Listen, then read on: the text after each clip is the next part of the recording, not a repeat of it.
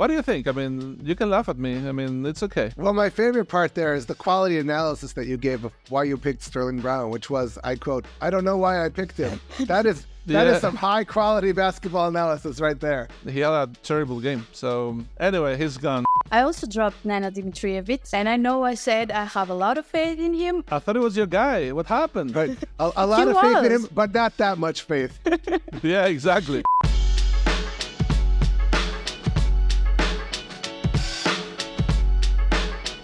Hello and welcome back to the latest episode of the EuroLeague Fantasy Challenge podcast. I am your host, Frankie Sachs. This is your spot as we all go on the quest for the perfect EuroLeague fantasy lineup.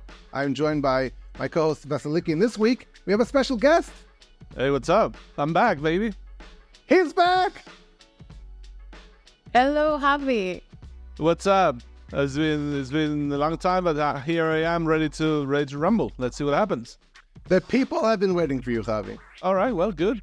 Because, first things first, we got to talk about Tamir Blatt. Thank you so much, Frankie, for your recommendation. You made me, people don't know, we did a pilot in which he recommended Tamir Blatt and he made me change my mind. He got 39.6 points. And basically, if I'm having a good score or an okay score, it's because of you. So thank you very much. I know that you're here to give tips to the people. So really, thank you for keeping me in the race to beat you. But really the question is, I think 8.1% of fantasy owners had Tamir Blatt, and I recommended her on the podcast last week. What were the other 92% thinking? I don't know. Basilika, did you have Tamir Blatt? I think so, right? Of course I did. Here's the reason that I had an okay score too, because he also led Maccabi to a win, and then I also had Oded Katas on my bench, so that was very crucial. I would be doomed otherwise. So thank you, Frankie. Your advice was good. I will follow your lead from now on too. Yeah, just to round things up, in the Final Four 2011, David Blatt said in a press conference that his son Tamir played basketball and he would like to be coached by Obradovic one day. That was 2011, and he's wearing the T-shirt today of Final Four 2011. This was not planned. No, that is just a fluke. But yes, I am wearing that shirt. All right. Well, let's get into business. How was the week for you guys? Frankie, well, you beat us all. I mean, you won in between the three of us. You had the highest score. I did. I have to say I got a little bit lucky, obviously, because I was not able to change my team. So going in, I built it that way. But I had all my high-scoring guys in the front. I was nervous about taking Vezenkov as my captain, and it turns out I was right. There was reason to be nervous, and that did hurt my overall score. But I finished with 133.8 points, which, considering the situation where I could not use tactics and could not make a switch between turn 1 and turn 2, was not too bad. And I gained a point and a half worth of credits, or credit and a half, which at this point in the season is quite important also. Well, I did have time to change, and the thing is that we did this thing on Twitter that we analyzed people's teams, and somebody told me you don't have a good option for the second round, and that made me change my team and take TJ Shorts, who ended up being my captain and playing really well. So because of that, I got almost 130 points. But it made me think, and this week, we'll talk about it later, but we have 3 rounds of games, and this is going to be very important to have at least one good player in each of the turns. But other than Mirotic, who had a, let's say, so-so game, everybody more or less delivered, and the bench players were terrible, and this is where I'm going to focus my trades this week. Had 121.8 points, which is so, not great, not terrible, I'd say. I didn't completely humiliate myself for the first round, so that's good for the purposes of the podcast. So people will still follow us and see this podcast, yeah. I had Vezenkov as my captain. Round 2, this didn't go very well, but I'm still keeping him. I still keep my trust in him, so we'll see about this week, how things will play out. Speaking of all of our scores, Fabi, why don't you tell the people about who won the podcast private league? Oh yeah, it was Ben Russellhoff with 173.3 points, which is a lot. He had Dan Oturu as team captain. Of course, he had Tamir Blatt. Of course, he had Oded Katas. So yeah, shout out to him. Congratulations. Let's talk about the week ahead. Like I said, the most important thing in fantasy, I think, this week is the fact that there are 3 turns of games. And this is critical. I think you need a good player in each round to at least have a good choice of captain. What do you think about the first games? Does anybody in Zvezda or Baskonia or Maccabi or Monaco that you would take as captain or as a first choice? I will get Vlad as my captain for T1, just to be sure. Because if he repeats what he did, he might stick there.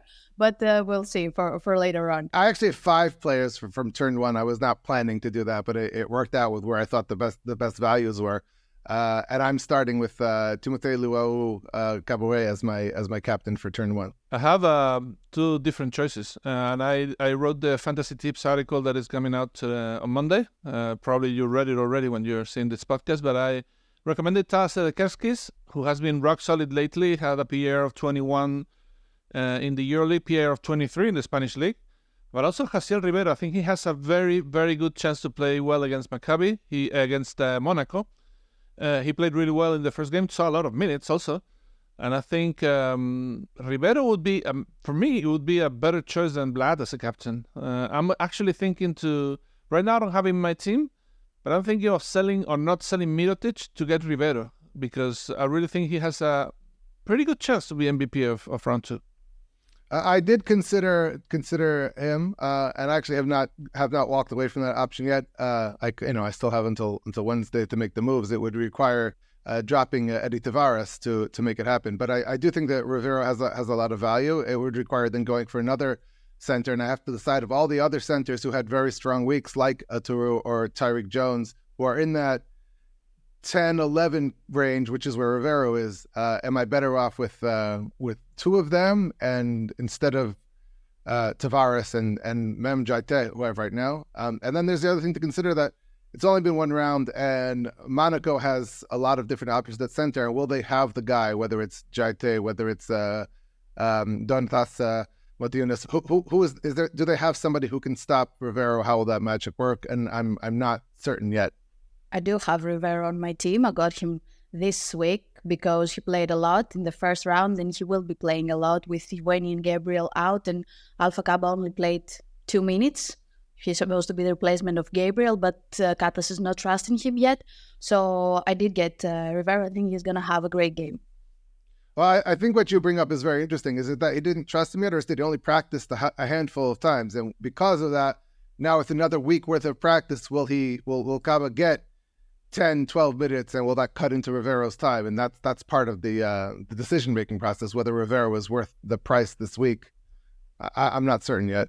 I'm not sure how Maccabi is practicing right now because of the situation. Some of the foreign guys remain in Belgrade. The other guys went back to Tel Aviv. So I'm not sure they're practicing all together.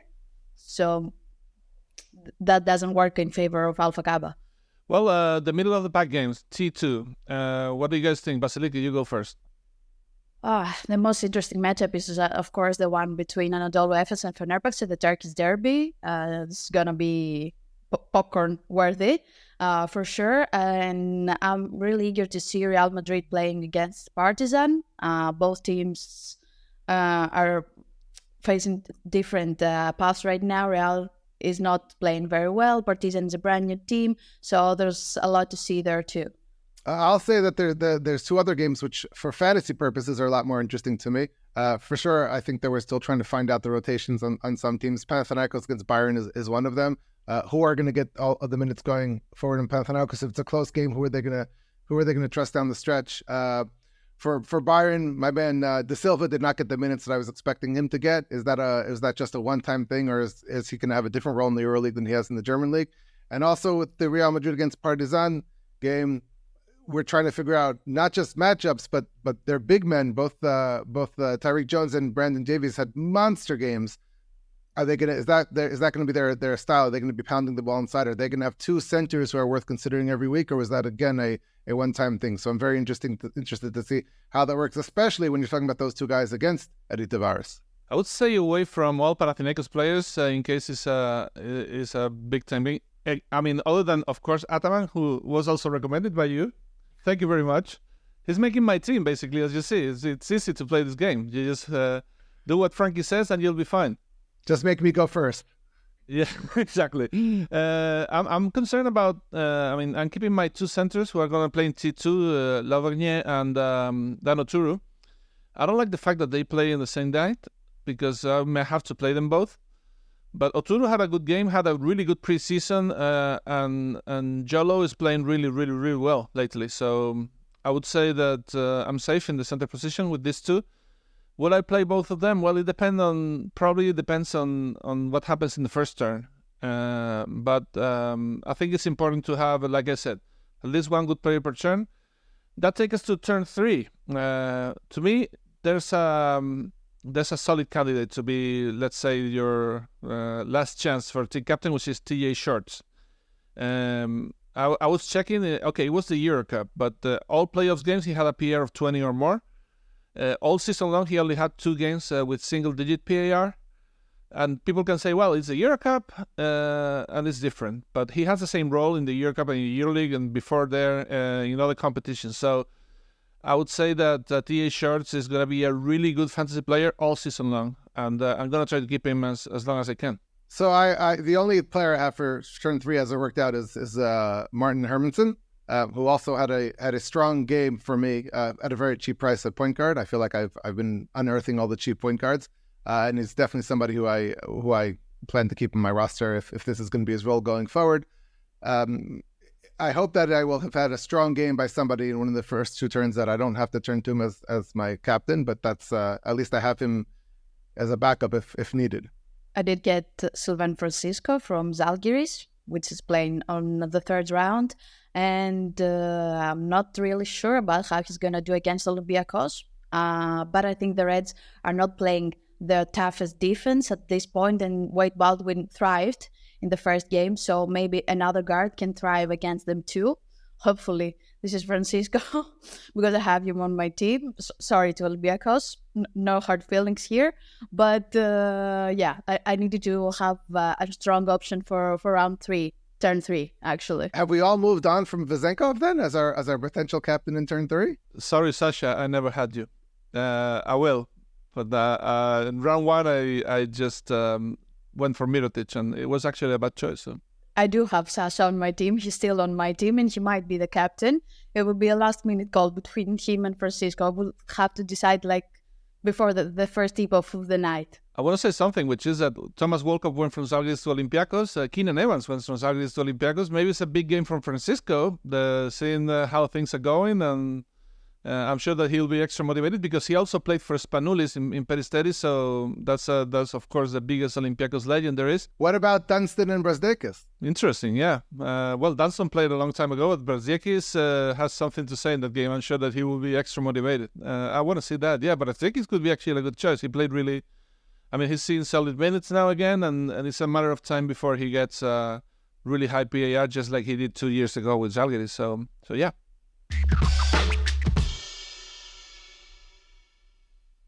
Okay, guys, now we need to see our teams properly, one by one, so people can understand which are our options, which players we dumped, and which players we got. So, Frankie, do you want to go first? And we'll follow your lead afterwards and steal all your ideas? Absolutely. I think the most important thing, which I didn't do last week because I knew I wasn't making changes on Friday, but in general, I like to have as many guys in the 10 to 12 point range, solid guys who I can expect double-digit 20 point, 25 point PRs every week. So to make that happen, it was time to get rid of Vezenkov. Then I also dropped 2 guys at the end of my bench, Joel Para and Balsa Kovica. And I added Jaite at center, Mem Jaite at center, Kalinic from Zvezda at forward, and also Timofey Lualu-Kabore at forward, and that gives me depth of lineup. Those are my changes. I have a core of players that I'm going to try to keep as long as I can. 2 guards, Samir Blatt and T.A. Shorts. 1 forward, Nikola Mirotic. Okay, he didn't play well in round 1, but I trust him. I think they're going to play against Paris. It's a very, I hope, high-scoring game, and I think he's a very good fit against Paris. And the 2 centers, so Turu and Lavergne, along with Ataman, that's going to be my core, or I'm going to try to stick to these players as long as I can. Then I need players to able to grow and make some credits. I'm keeping Matisek also, but my trades are I traded Petrusev, which I think a lot of people will. He didn't see many minutes. You can laugh at me about Sterling Brown. He didn't play well, and I saw it coming. I don't know why I picked Sterling Brown, but also Oscar da Silva. I think it was a very popular choice, but didn't go well. And Kalaitzakis. These 4 players are going. I bought Manja Marinkovic, playing. I mean, I think he should have a good game. He's seeing a lot of minutes. Gianni Wetzel.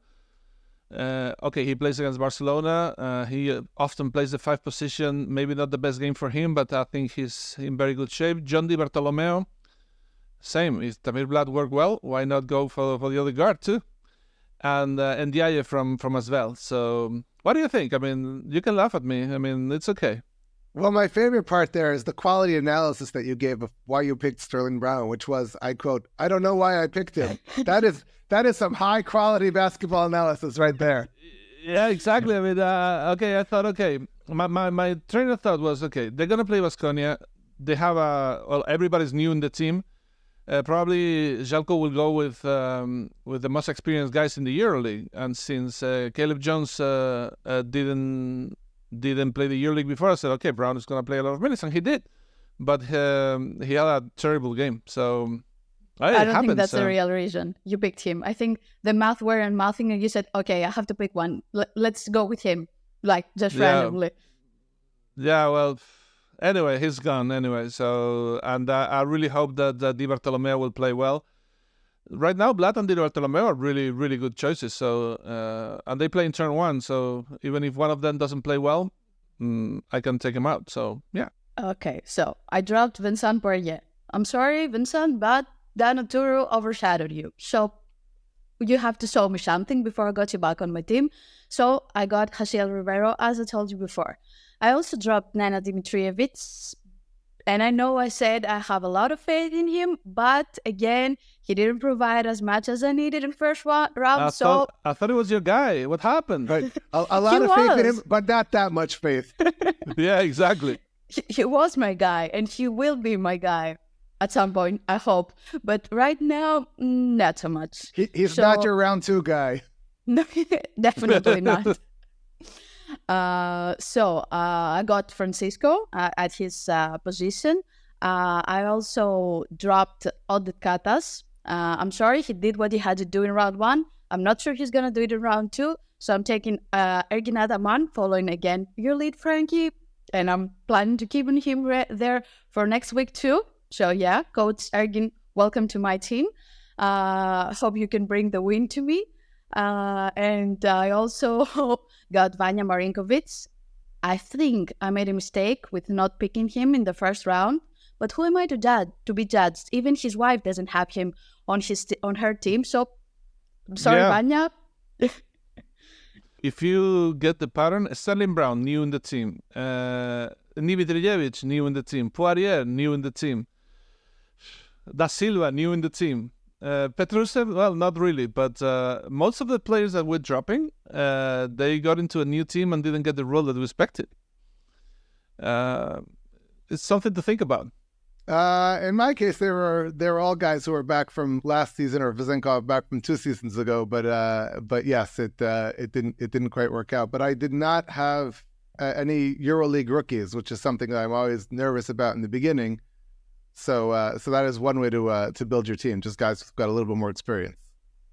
Vezenkov never actually left, mentally speaking. I think he was playing the Fantasy Challenge like crazy, and he was thinking about the EuroLeague all the time, I'm sure. Yeah, I hope he gets more shots this game, because last time he didn't get as many as I thought. So if his players can pass him the ball a little bit more, that'd be perfect for all of us.